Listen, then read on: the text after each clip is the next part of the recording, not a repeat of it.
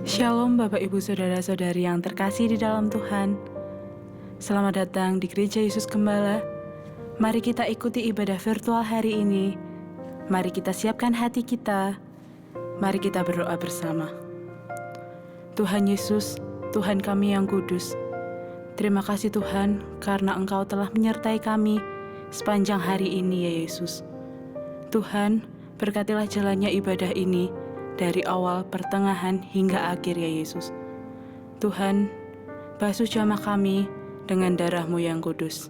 Terima kasih Tuhan, di dalam nama Tuhan Yesus Kristus, kami berdoa dan mengucap syukur. Haleluya, amin.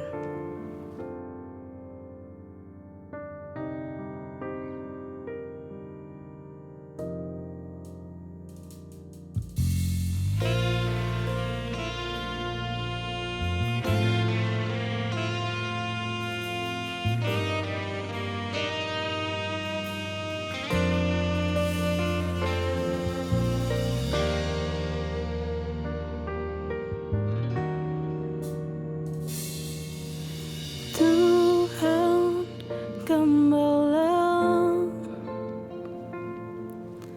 dalam hidupku, takkan kekuranganku bersamamu.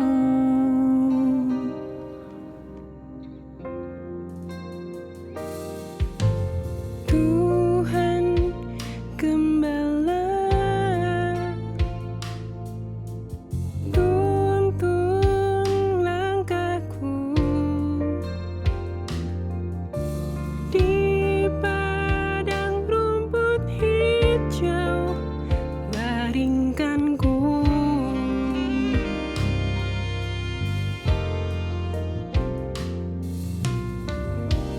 Ku dengar suara-Mu bergema di hatiku. Kau bawaku mendekat ke air yang tenang. Sekalipun ku berjalan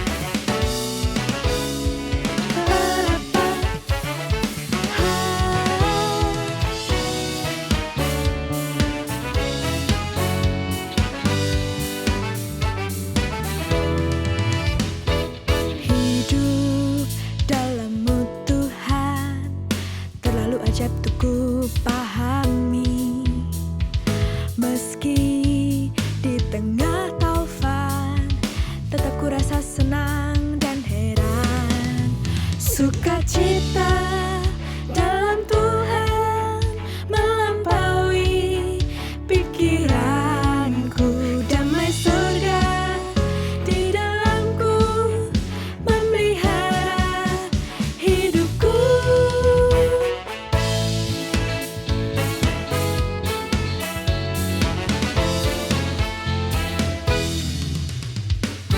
Hidup dalam-Mu Tuhan, terlalu ajaib untuk ku pahami, meski di tengah taufan, tetap ku rasa senang dan heran.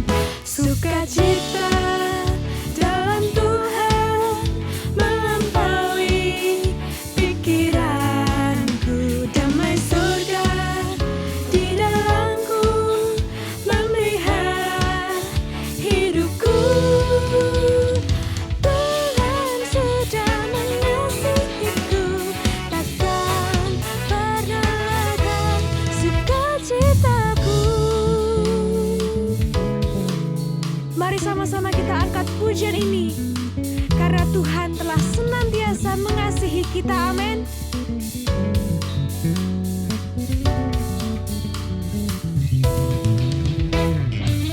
Sukacita dalam Tuhan melampaui pikiranku. Sukacita.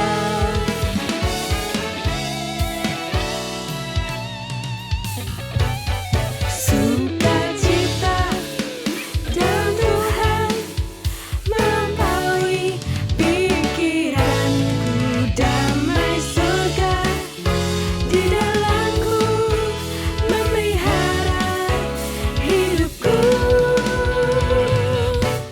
Sukacita dalam Tuhan melampaui pikiranku, damai surga di dalamku memelihara hidupku.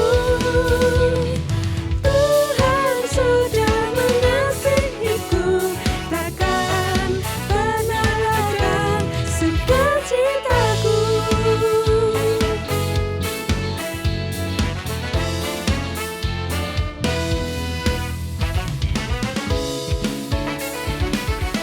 Berikan segala kemuliaan hanya bagi nama Yesus Kristus, segala sukacita dalam namanya. Amin.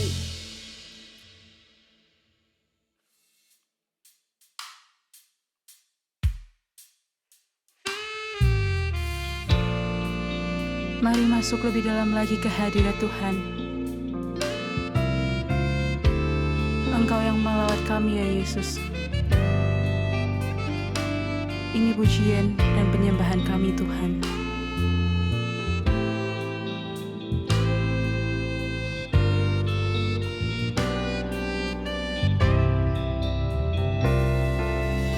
Tuhan, izinkan ku menghadap,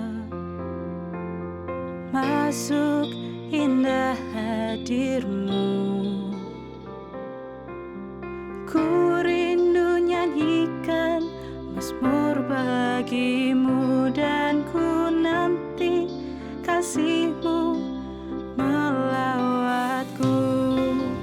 Tuhan, izinkan ku menghadap, masuk indah hadir-Mu. Ku rindu nyanyikan mazmur bagi-Mu, dan ku nanti kasih-Mu melawatku. Oh Tuhan, basuh hatiku kuasa-Mu, layakkan ku, jauhkan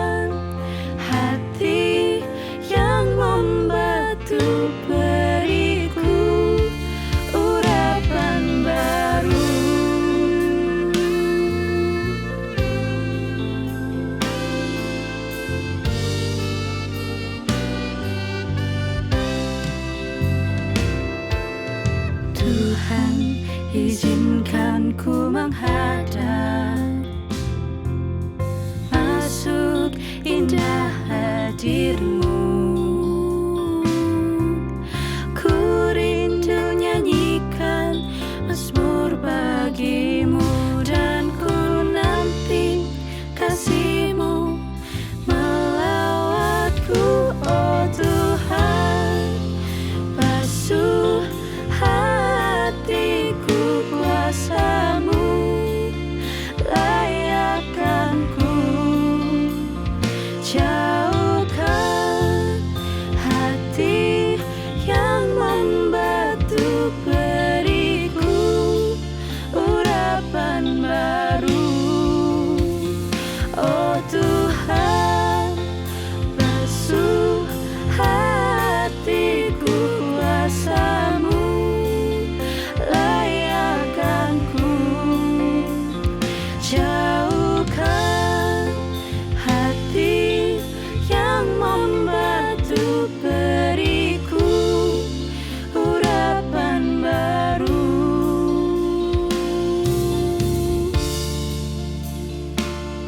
Haleluya. Hosana bagi nama-Mu Tuhan.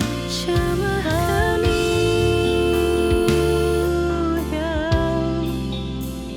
kudus nama-Mu. Haleluya. Basuh hati kami Tuhan, kami mau menyembah. Engkau layak Tuhan. Haleluya.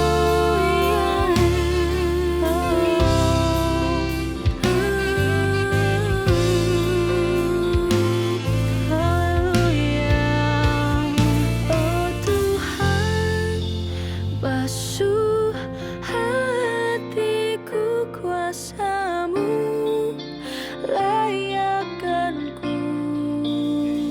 Jauhkan hati yang membatu, beriku urapan baru. Oh Tuhan, basuh hatiku kuasa-Mu, layakkan-Ku. Jauhkan hati yang membatu, beriku urapan baru. Beriku urapan baru. Beriku urapan baru.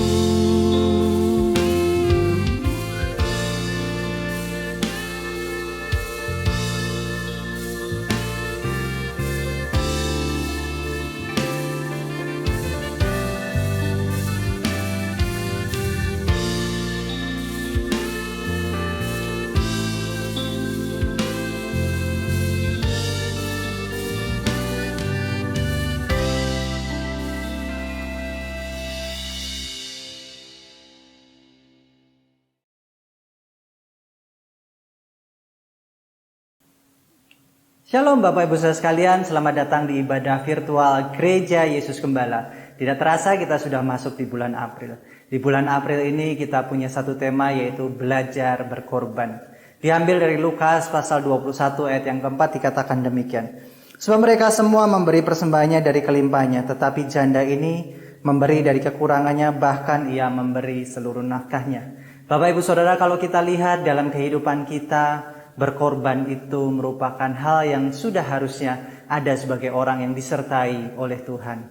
Dan dalam hal ini kita mari belajar dari kesederhanaan seorang janda yang mendapatkan sebuah pujian dari Yesus, di mana dia memberikan seluruh nafkahnya. Tetapi hal itu kalau kita lihat bukanlah hal yang besar, tetapi di sini justru pujian dari Tuhan Yesus keluar buat janda ini. Demikian juga setiap kita boleh memberikan korban kita sebagai persembahan yang hidup, yang harum, dan yang kudus di hadapan Tuhan.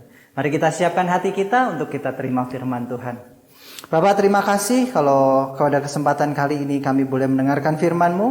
Yang percaya bahwa Roh Kudus-Mu yang menerangi kami, mengubahkan kami, mengarahkan kami untuk kami ini makin serupa dengan Yesus. Berkati hamba-Mu dalam kelemahan keterbatasannya sehingga hamba-Mu ini boleh memberitakan firman-Mu.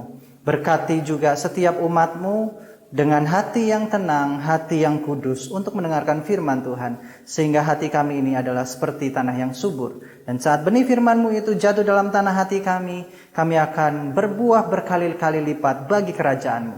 Dalam nama Tuhan Yesus Kristus kami sudah siap sambut firman-Mu. Semua yang percaya katakan haleluya. Amin. Bapak Ibu Saudara, menarik sekali kalau kita belajar mengenai berkorban. Berkorban ini adalah sesuatu yang harus keluar bagi orang-orang Kristen, orang-orang yang percaya dalam Yesus. Dan saya ingin membawakan satu tema, yaitu berkorban yang berkelimpahan. Kalau kita mendengar kata berkelimpahan, kita mendengar kata kaya raya, itu sinonim sekali. Tetapi nampaknya berkelimpahan yang Tuhan maksud bukanlah kaya raya secara jasmaniah. Mari kita buka Lukas pasal 21 ayat 1 sampai ke 4, dikatakan demikian.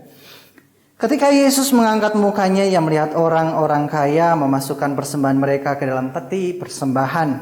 Ia melihat juga seorang janda miskin memasukkan 2 peser ke dalam peti itu. Lalu ia berkata, "Aku berkata kepadamu, sesungguhnya janda miskin ini memberi lebih banyak daripada semua orang itu. Sebab mereka semua memberi persembahan dari kelimpahannya, tetapi janda ini memberi dari kekurangannya, bahkan ia memberi seluruh nafkahnya." Judul perikop ini adalah persembahan janda miskin, Bapak Ibu Saudara. Kalau kita melihat bagaimana janda ini berkorban dalam apa yang dia miliki, ini menarik sekali. Bahkan di situ keluar pujian dari Yesus. Dan tema bulanan kita pun didasarkan dari Lukas pasal 21 ayat keempat, yang tadi dikatakan bahwa Yesus berkenan sekali. Yesus memuji apa yang dilakukan oleh janda ini dan dikatakan dia memberi seluruh hidupnya. Bapak Ibu Saudara, yang namanya berkorban itu artinya kita memberikan bagian kita pergunakan untuk Tuhan. Dan itulah yang kita lakukan sebagai orang yang beribadah kepada Tuhan. Berkorban dalam kehidupan kita, bisa juga kita mengambil dari bagian kita dan diberikan kepada orang lain sebagai bentuk bantuan, sebagai bentuk rasa syukur kepada Tuhan juga bisa. Tetapi di sini kita belajar bagaimana kita ini memberikan korban kita untuk kita ini bersyukur, mentaati firman Tuhan, dan kita ini sedang melakukan hal di mana harusnya kita sebagai orang-orang yang diberkati, kita harus bisa melepaskan diri kita dari segala apa yang kita miliki. Jangan sampai kepemilikan kita itu mengikat kita. Jangan sampai apa yang kita miliki, apa yang kita lakukan ini mengendalikan kehidupan kita. Berkorban itu berarti kita mencintai Tuhan dengan melakukan sebuah tindakan, dengan sebuah hal di mana kita mempersembahkan kembali apa yang harusnya menjadi milik Tuhan. Bapak Ibu Saudara, kalau kita bilang berkorban, ternyata berkorban itu sudah muncul sejak Alkitab Kejadian. Korban pertama dilakukan oleh Kain dan Habel. Mereka memberikan dari apa yang mereka lakukan, mereka kerjakan, hasil ternak mereka, hasil cocok tanam mereka, diberikan kepada Tuhan sebagai korban, di mana itu yang dilakukan oleh 2 orang ini. Dan kemudian kalau kita lihat ada seorang bapak orang beriman, yaitu Abraham, di mana setelah dia menang perang, dia memberikan sejumlah hartanya, yaitu 1/10 kepada Tuhan. Jumlah 1/10 ini tentu saja Abraham menetapkan satu hal yang itu sudah ada di dalam hatinya, bagaimana harusnya dia layak memberikan kepada Tuhan. Dan kemudian kita juga melihat bagaimana orang Israel itu berkorban, di mana dia menyembelih dombanya, mengusapkan yang namanya darah di palang pintu mereka sehingga maut tidak menimpa anak sulung mereka.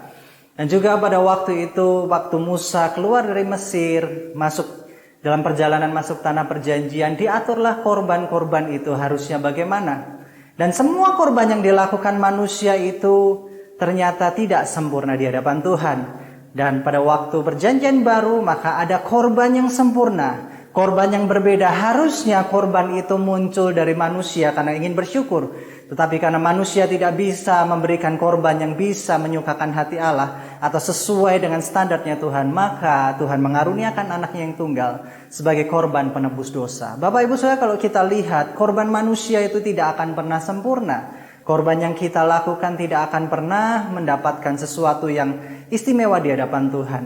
Tidak bisa namanya menebus dosa. Kalau kita lihat bagaimana kitab Imamat, ada korban tebus dosa, ada korban-korban yang lain. Di situ semuanya itu terbatas. Tetapi apa yang Tuhan korbankan, apa yang Tuhan karuniakan kepada kita, dan ditulis dalam Yohanes pasal 3 ayat 16 bahwa ia mengaruniakan anaknya tunggal supaya setiap yang percaya kepadanya tidak beroleh binasa melainkan kehidupan kekal. Di sini Tuhan mengajarkan bagaimana berkorban itu tidak untuk kepentingan dirinya, tetapi yang namanya berkorban itu adalah untuk menjadi berkat bagi orang lain, Bapak Ibu Saudara. Hal yang pertama yang saya ingin bahas adalah bentuk korban, di mana bentuk korban ini kita biasanya sudah berpikir yang namanya korban itu harus secara fisik, yang namanya korban itu harus berbentuk secara materi. Tapi di sini Bapak Ibu Saudara, bentuk korban itu bisa bermacam-macam. Kalau kita lihat memang pada awalnya kita lihat bagaimana bentuk korban yang dilakukan Kain dan Habel itu berbentuk fisik sekali, yaitu apa yang mereka miliki, apa yang mereka lakukan, hasil cocok tanam mereka, hasil dari peternakan mereka diberikan kepada Tuhan. Begitu juga pada waktu Abraham dilakukan bagaimana orang ini berkorban, Abraham ini berkorban dari hasil rampasan perangnya. Dan pada waktu Musa mengatur yang namanya korban persepuluhan, korban syukur, korban sukarela, korban buah sulung, dan itu semuanya berbentuk materi, Bapak Ibu Saudara. Dan saat kita melihat bagaimana dalam perjanjian baru korban itu bisa berbentuk berbagai macam hal. Karena korban yang sempurna bukan saja berupa materi. Tapi Paulus mengatakan, hendaklah engkau menggunakan tubuhmu sebagai persembahan yang hidup, yang berkenan dan yang sempurna. Artinya yang namanya korban itu bukan sesuatu materi, sesuatu yang nampak, sesuatu yang bisa kita rasakan, itu yang kita berikan. Bentuk korban yang pertama adalah, Bapak Ibu Saudara, waktu. Waktu ini adalah hal yang kita miliki. Orang berkorban waktu itu adalah orang yang menyisihkan atau menggunakan waktunya untuk Tuhan, Bapak Ibu Saudara. Kita bisa gunakan waktu kita untuk bekerja, kita bisa gunakan waktu kita untuk nonton TV, kita bisa gunakan waktu kita untuk hobi kita. Tapi berapa banyak waktu kita yang pergunakan kita korbankan untuk Tuhan? Seringkali orang tidak bisa menggunakan waktunya, mengorbankan waktunya untuk dia duduk diam, membaca Alkitab, merenungkan firman Tuhan, dia untuk melakukan saat teduh. Waktu ini penting sekali untuk kita gunakan, untuk kita korbankan kepada Tuhan. Banyak orang terjebak, Pak, saya ini cuma punya waktu 24 jam. Waktu saya ini habis, Pak. Waktu saya ini terbatas sekali. Kita bisa melakukan waktu kita untuk bekerja, tetapi kita nggak punya waktu untuk Tuhan, Bapak Ibu Saudara. Padahal waktu kita sepenuhnya itu adalah anugerah dari Tuhan. 24 jam yang kita miliki, itu karena Tuhan punya maksud bagi kita, supaya kita ini bisa berbuah, kita ini bisa melakukan sesuatu buat Tuhan. Bayangkan Bapak Ibu Saudara, kalau sekarang kita sudah ada dalam masa dipanggil oleh Tuhan dan katakan, engkau kembali kepadaku. Maka waktu yang kita miliki sudah tidak ada lagi di dunia ini. Kita harus korbankan waktu kita untuk Tuhan. Artinya apa? Pergunakanlah waktu kita sebaik-baiknya. Kita memanage waktu kita, baik itu untuk bekerja, baik itu untuk keluarga, baik itu kita untuk persekutuan pribadi dengan Tuhan. Beberapa orang senang sekali mengikuti ibadah doa melalui YouTube, ibadah doa melalui bersama-sama. Tapi Bapak Ibu Saudara, coba Bapak Ibu Saudara bangun ibadah doa secara pribadi bersama Tuhan. Di mana Bapak Ibu Saudara harus membangun koneksi, membangun relasi bersama Tuhan tanpa dipimpin orang lain. Tetapi biarlah Roh Kudus yang memimpin Bapak Ibu Saudara. Yang saya maksud adalah begini. Kalau kita cinta akan pasangan kita, kita cinta akan orang yang ada dekat kita. Kita pasti berusaha untuk mengetahui pribadi orang tersebut tanpa ada orang lain di sekitar kita. Yang saya maksud adalah hubungan personal to personal atau person to person yang erat sekali. Kalau dalam doa yang dipimpin oleh orang lain, Bapak Ibu Saudara mungkin hanya mengikuti nyanyian, mengikuti khotbah, tetapi Bapak Ibu Saudara mungkin relasi person to person itu tidak bisa terjalin. Karena Allah itu adalah pribadi yang kita sembah. Pergunakanlah waktu kita, baik itu untuk membaca Alkitab secara pribadi, di mana Alkitab itu akan berbicara langsung kepada Bapak Ibu Saudara, menuntun Bapak Ibu Saudara. Juga pada waktu Bapak Ibu Saudara berdoa, Pergunakanlah waktu itu pribadi, karena Alkitab katakan tutup pintumu, masuk ke kamarmu dan berdoalah. Di situ artinya hubungan person to person, satu orang kepada pribadi yang lain tanpa orang lain. Bapak Ibu Saudara, bangunlah waktu kita untuk kita ini korbankan kepada Tuhan. Hal yang kedua adalah korban perasaan. Bagaimana kita ini mengorbankan perasaan kita, harga diri kita, gengsi kita, apa yang kita rasakan. Kadang-kala kita merasa, aduh malas doa. Itu kan secara perasaan kita sedang mengalami satu kemalasan. Tetapi Bapak Ibu Saudara, kalau mau mengorbankan perasaan itu, Bapak Ibu Saudara akan punya semangat untuk berdoa. Demikian juga kita misalnya mendengarkan, ampunilah saudaramu, sebab barang siapa tidak mengampuni saudaranya, tidak akan aku ampuni. Banyak orang gak bisa ngampuni karena dia merasa gengsi, loh dia yang salah, dia yang nyakitin aku, kenapa aku harus ngampuni dia? Harusnya dia datang dulu dong minta maaf kepadaku. Bapak Ibu Saudara, yang namanya korban perasaan ini, kita jangan sampai perasaan itu mengatasi kita, memanipulasi kita sehingga firman Tuhan ini gak bisa kita lakukan, Bapak Ibu Saudara. Saya kemarin membaca sebuah hal yang menarik. Ada orang yang berhutang 10.000 talenta, di mana ini gak akan lunas di dalam hidupnya. Dan kemudian orang ini pada waktu meminta ampun kepada raja, dan raja ini mengampuninya. Dan kemudian ada orang yang berhutang beberapa ratus dinar, dan orang yang diampuni ini ternyata menghukum orang yang berhutang kepada orang yang sudah diampuni hutangnya yang beratus-ratus talenta tadi. Dan kemudian berita itu sampai kepada raja. Jangan sampai kita menjadi orang yang sudah diampuni oleh raja di atas segala raja. Kesalahan kita, semua yang kita lakukan, semua dosa yang kita lakukan itu menyakiti hati Tuhan. Tapi Tuhan selalu mengampuni kita. Bayangkan berapa banyak Bapak Ibu Saudara itu disakiti oleh orang lain, dan berapa banyak Bapak Ibu Saudara menyakiti hati Tuhan. Rasanya kita akan menyakiti hati Tuhan lebih banyak daripada kita disakiti oleh orang lain. Dan pada waktu kita dikuasai oleh perasaan kita gak mau korbankan perasaan kita akan menjadi orang yang tidak bisa melakukan firman Tuhan. Sama seperti Paulus mengorbankan perasaannya, dia mengorbankan harga dirinya. Dia seorang Romawi, dia seorang yang pandai, tetapi dia harus memulai suatu pekerjaan yang baru.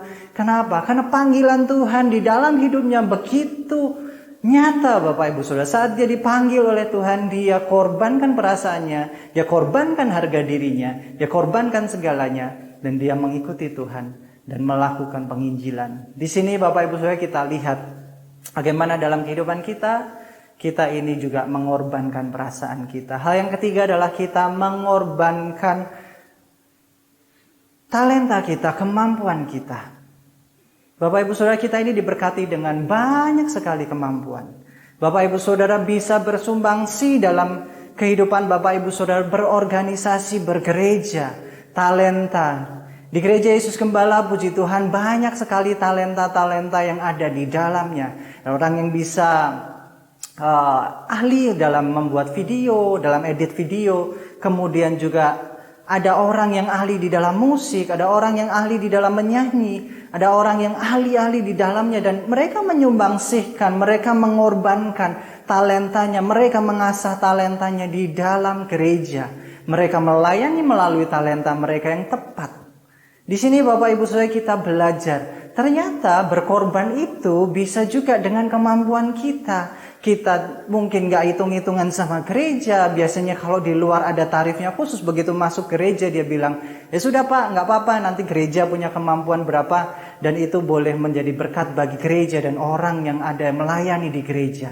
Bapak Ibu Saudara, di sini kita boleh belajar bagaimana talenta kita pun bisa kita korbankan untuk melayani Tuhan. Yang keempat adalah bentuk korbannya adalah apa? Harta kita. Bapak Ibu Saudara, harta itu adalah di mana tempat hati kita. Karena Yesus katakan, di mana hartamu berada, di situ hatimu pun berada. Bapak Ibu Saudara, saat kita mengorbankan harta kita, kita ini sedang melepaskan hati kita daripada keterikatan akan harta dunia. Banyak orang dia rasanya sangat sayang untuk mengorbankan hartanya, padahal semua yang kita miliki, semua yang kita punya, itu adalah milik Tuhan. Di sini kita boleh belajar Bapak Ibu Saudara, bagaimanakah kita belajar berkorban. Yang kedua Bapak Ibu Saudara, seberapa banyak sih saya harus berkorban? Kalau kita lihat dalam Lukas pasal 21 ayat 1 dikatakan demikian. Ketika Yesus mengangkat mukanya, ya datang orang kaya, masukkan persembahan mereka dalam peti persembahan. Ia melihat juga seorang janda miskin memasukkan 2 peser dalam peti itu. Lalu ia berkata, aku berkata kepadamu, sesungguhnya janda miskin ini memberi lebih banyak daripada semua orang itu. Secara matematika Bapak Ibu Saudara, 2 peser 1 duit itu nilainya kecil sekali. Kalau kita lihat sekarang bagaimana Bapak Ibu Saudara lihat orang yang jual anak ayam yang dicat kuning, dicat merah, dicat macam-macam warna-warni, ya itulah besarnya 2 peser 1 sekarang. Dan pada waktu itu banyak sekali orang yang berkelimpahan harta. Mereka memberikan korban di bait Allah. Dan Yesus mengatakan bahwa janda yang memberikan korban yang sedikit ini jauh memberikan lebih banyak daripada orang kaya yang memberikan dalam harta kelimpahannya, dalam kepemilikannya.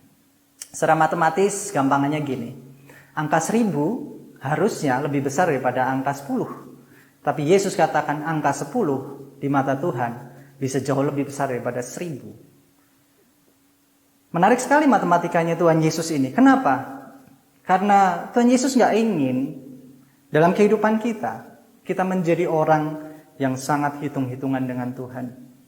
Di sini Tuhan melihat bagaimana janda ini memberikan dari apa yang dia miliki semuanya. Dan disitulah Bapak Ibu Saudara kadangkala saya mendapatkan pertanyaan, Pak, saya ini belum bisa banyak memberi buat gereja. Tapi ada juga orang yang berkata demikian dalam keterbatasannya, dalam apa yang dia miliki, dia mensupport apa yang menjadi kebutuhan sebuah gereja. Saya katakan Tuhan pun berkenan akan sebuah sumbangan yang nampaknya dipandang dia kecil. Kalau kita lihat bagaimana janda ini pada waktu dia mempersembahkan 2 peser itu pun dia mungkin datang. Aduh Tuhan, ini cuma 2 peser, kecil, gak banyak. Tetapi aku mau memberikannya bagimu. Satu kali di gereja itu sedang ada rekaman dan kemudian di situ ada beberapa orang, saya pesan makanan kepada salah seorang anggota gereja. Dan kemudian dia bilang, Pak, saya ingin memberkati gereja. Saya bisa memberkatinya dengan memberikan makanan, memberikan masakan yang saya masak. Padahal saya pengennya beli, saya pengennya gereja juga memberkati orang-orang di dalamnya. Tapi ternyata dia kemudian berkata demikian, Pak, saya ini belum bisa memberkati gereja banyak. Saya ini hanya bisa memberkati gereja dengan hal seperti ini. Bapak Ibu Saudara, menarik sekali saat saya mendengarkan sebuah perkataan seperti itu. Kenapa? Karena itu sama dengan apa yang saya hadapi, saya baca dengan janda yang terbatas akan hasil hartanya, tetapi dia justru mensupport gerakan dari rumah Allah, Bapak Ibu Saudara. Dan di sini kita melihat bagaimana Tuhan ternyata nggak hitung-hitungan akan jumlah. Tuhan nggak hitung-hitungan akan apa yang diberikan manusia kepada dirinya. Kita melihat bahwa Tuhan itu bukan Tuhan yang melihat jumlah. Tuhan adalah Tuhan yang melihat hati orang yang mau berkorban. Artinya Bapak Ibu Saudara, jangan punya standar jumlah yang sama dengan orang lain. Karena Tuhan bisa gerakkan Bapak Ibu Saudara untuk menjadi berkat melebihi dari yang Bapak Ibu Saudara bayangkan. Ada seorang yang mempunyai pabrik namanya pasta gigi. Orang ini adalah Colgate. Dia memberikan 90% dari hasil kerjanya digunakan untuk pekerjaan Tuhan. Bapak Ibu Saudara, justru orang-orang seperti ini adalah orang-orang yang di dalam hidupnya dia nggak hitung-hitungan sama Tuhan. Dia nggak punya standar untuk memberikan misalnya 10% lah, 20% lah, 30%. Seberapa yang dia mampu lakukan untuk Tuhan, dia lakukan untuk Tuhan. Di sini Bapak Ibu Saudara, kita jangan bilang, oh Pak, saya akan memberkati gereja nanti kalau sudah saya punya kelimpahan harta. Bapak Ibu Saudara, kalau sejak masa sekarang kita nggak mendidik diri kita untuk berkorban, maka yang terjadi adalah semakin kita tidak mau berkorban, semakin kita cinta akan uang, semakin kita cinta akan harta kita, semakin kita terikat akan harta kita. Jangan pikir orang yang berkelimpahan tidak punya masalah. Orang yang berkelimpahan kadangkala dia saat kekurangan hartanya dia bingung. Kenapa? Karena hatinya terikat sama hartanya. Kalau orang sudah mulai seperti itu, Bapak Ibu Saudara mulai hati-hati, mulai cek kehidupan kita. Apakah kita ini berkorban karena sebuah perintah, atau kita ini korban karena kita mencintai Tuhan. Hal yang ketiga, yang terakhir adalah kelimpahan untuk berkorban. Bapak Ibu Saudara tahukah, Bapak Ibu Saudara, di dalam Alkitab dicatatkan demikian, Lukas pasal 21 ayat keempat. Sebab mereka semua memberi persembahan dari kelimpahannya, tetapi janda ini memberi dari kekurangannya, dan bahkan ia memberi seluruh nafkahnya. Tetapi saat janda ini memberikan dengan keterbatasannya, dengan kekurangannya, justru Tuhan memuji dia. Tahukah, korban yang berkelimpahan bukan soal seberapa besar yang kita berikan kepada Tuhan, tapi seberapa besar cinta kita akan Tuhan. Karena dikatakan janda ini memberikan seluruh hidupnya bagi Tuhan. Bapak Ibu Saudara, kita belajar berkorban bersama-sama. Saya pun waktu membaca ini saya harus belajar banyak. Saya harus mengerti bagaimana cara saya berkorban dalam kehidupan saya. Kita pikir, seringkali orang tanya sama saya, Pak, seberapa banyak sih Pak saya harus berkorban? Apakah dengan 10% saya berkorban itu sudah cukup? Bapak Ibu Saudara, kalau kita lihat Abraham ada jauh sebelum Taurat ada. Dia memberikan 10% itu sebagai bentuk cinta dia akan Tuhan. Karena melihat orang-orang yang tidak percaya akan Allah Israel, akan Allah Yahweh. Di situ dia melihat bahwa orang yang mempercayai dewa-dewa yang mati pun memberikan korban bagi dewa-dewanya. Dan di situ Abraham merasa tertegur. Nggak bisa ini kalau aku nggak memberikan sesuatu dari apa yang sudah aku dapatkan. Nah, Tuhan sudah memberkati aku, karena Tuhan sudah menyertai aku, karena Tuhan sudah melimpahi aku dengan damai sejahtera, karena Tuhan sudah memimpin dan mencukupkan aku. Dan Abraham pada waktu itu dia menang perang besar dan memberikan korban yang sering dibahaskan 10%-nya. Pernahkah Bapak Ibu Saudara membahas bagaimana Abraham sebelum dia memberikan korban persembahan, dia membangun mezbah untuk memberikan persembahan itu. Jarang sekali kita membahas mezbah Abraham dalam memberikan korban. Karena mezbah itu bercerita bagaimana orang itu berdoa kepada Tuhan. Bagaimana orang itu rindu akan Tuhan. Bagaimana orang itu ingin punya relationship dengan Tuhan, punya hubungan personal dengan Tuhan. Abraham tidak mau hidupnya terikat akan kekayaan duniawi. Abraham pengen hidupnya itu melekat kepada Tuhan. Abraham pengen damai sejahteranya bukan ada pada kemenangan jasmani, tetapi pada kemenangan rohani. Bapak Ibu Saudara, kalau kita belajar bagaimana kita berkorban, nampaknya kita boleh belajar banyak sekali dalam kehidupan kita. Belajar berkorban itu artinya dalam kehidupan kita ini boleh Bapak Ibu Saudara melakukan segala sesuatu itu dengan sepenuh hati kita. Satu kali saya baca, ada seorang yang sudah tua dan kemudian dia hidup di dalam satu rumah. Orang ini nggak punya talenta banyak, orang ini hidupnya di dalam rumah yang sederhana. Orang ini anak-anaknya sudah besar dan anak-anaknya sudah bekerja. Wanita ini meluangkan waktunya untuk melayani Tuhan sebagai counselor, sebagai orang yang menghibur, menasihati, memotivasi orang-orang yang sedang dalam masalah. Dan tentu saja ini terjadi sudah lama sebelum masa pandemi, dan pada waktu itu diceritakan demikian.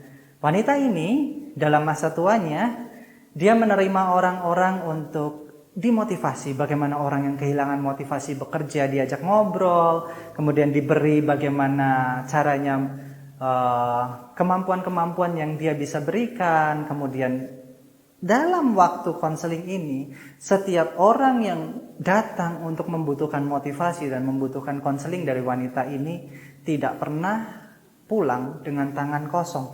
Entah itu dia punya makanan, dia akan bungkuskan, berikan kepada orang yang sedang konseling dan pulang. Kemudian juga pada waktu wanita ini mempunyai buku, kadang diberikan bukunya. Dan tidak ada satu orang pun yang pulang dengan tangan kosong. Wanita ini bukanlah wanita yang kaya raya, wanita ini bukanlah wanita yang dalam kelimpahan secara harta. Dia wanita yang hidup menikmati hari tuanya, yang memiliki segala sesuatu secukupnya. Tetapi dia mau mengorbankan waktunya, dia mau mengorbankan perasaannya, dia mau mengorbankan hartanya, dia mau mengorbankan hidupnya untuk jadi berkat. Dan pada satu kali, pada sebuah pertemuan, ada ucapan syukur kepada orang yang sangat memberkati. Di dalam gereja itu, orang-orang mengucapkan terima kasih kepada wanita yang tadi memberikan entah itu makanan, entah itu buku, entah itu waktunya. Pada waktu wanita ini memberikan satu speech, satu ucapan untuk diperdengarkan kepada orang lain, dia berkata demikian, aku bisa melakukan ini karena Tuhan terlebih dahulu menyertai dan mengasihi aku. Dia memberikan lebih banyak daripada yang aku berikan. Bapak Ibu Saudara, memberi dalam kelimpahan, berkorban di dalam kelimpahan, berkorban berkelimpahan, bukan soal bagaimana apa yang kita miliki, tapi apa yang kita berikan kepada Tuhan. Kiranya renungan ini boleh membawa kita belajar berkorban, makin hari makin mencintai Tuhan. Sebagai kesimpulan, milikilah jiwa berkorban sehingga kita berlimpah untuk berkorban. Dan Bapak Ibu Saudara, sebentar kita akan berdoa menutup ibadah kita. Bapak, terima kasih untuk firman Tuhan yang boleh kami dengar. Kiranya firman Tuhan ini boleh menguatkan kami, membawa kami makin hari makin dekat kepada Tuhan. Setiap apa yang kami dengar, ajar kami untuk berkorban bagimu, melakukan yang terbaik bagimu. Dan sebentar kami akan berpisah satu dengan yang lainnya, kiranya Tuhan yang memberkati kami. Mari kita angkat tangan di hadapan Tuhan, kita aminkan doa berkat ini. Murid Yesus Gembala, terimalah berkat jasmani, jiwani, rohani dalam keluargamu, pekerjaanmu, studimu, pelayananmu, dan komunitasmu. Diberkatilah engkau dengan kehidupan kekal. Diberkatilah engkau dengan hikmat ilahi. Diberkatilah engkau dengan kekuatan dan pengharapan kekal. Diberkatilah engkau dengan kekayaan dan kemuliaan Allah. Diberkatilah engkau selalu dalam damai sejahtera dan sukacita. Diberkatilah engkau dalam terang kasih dan iman sejati. Dialah Tuhan yang tidak berubah sekarang dan selamanya, yang menghadapkan wajahnya padamu dan menyertai engkau selamanya untuk memberitakan kabar baik sampai ke ujung dunia. Saudara-saudara yang Tuhan Yesus kasih, terimalah berkat anugerah pemeliharaan kekal dari Allah Bapa, berkat rahmat pemulihan dari Tuhan Yesus Kristus, berkat pertolongan dan menghiburan kekal dari Allah Roh Kudus di dalam kehidupanmu dari sekarang sampai Maranatha. Tuhan Yesus datang kedua kali di dalam kemuliaan. Semua percaya katakan haleluya. Amin. Bapak Ibu Saudara, ibadah sudah selesai. Bagi Bapak Ibu Saudara yang suka lagu, Bapak Ibu Saudara boleh kunjungi channel YouTube kami yang satu, yaitu A Thousand Haleluya, di mana kami baru saja merilis lagu dan album Sorak Hosana, di mana lagu-lagu Paskah, lagu Jumat Agung, lagu-lagu bertema kebangkitan, bagaimana kita bersyukur akan korban Tuhan yang kita sembah. Itu ada di situ. Kunjungi A Thousand Haleluya, share, like, comment, subscribe channel-channel yang ada di dalam Gereja Yesus Gembala, juga A Thousand Haleluya. Bagikan berkat kita melalui jempol kita. Kiranya Tuhan Yesus memberkati sekarang dan selamanya. Sampai ketemu di ibadah selanjutnya.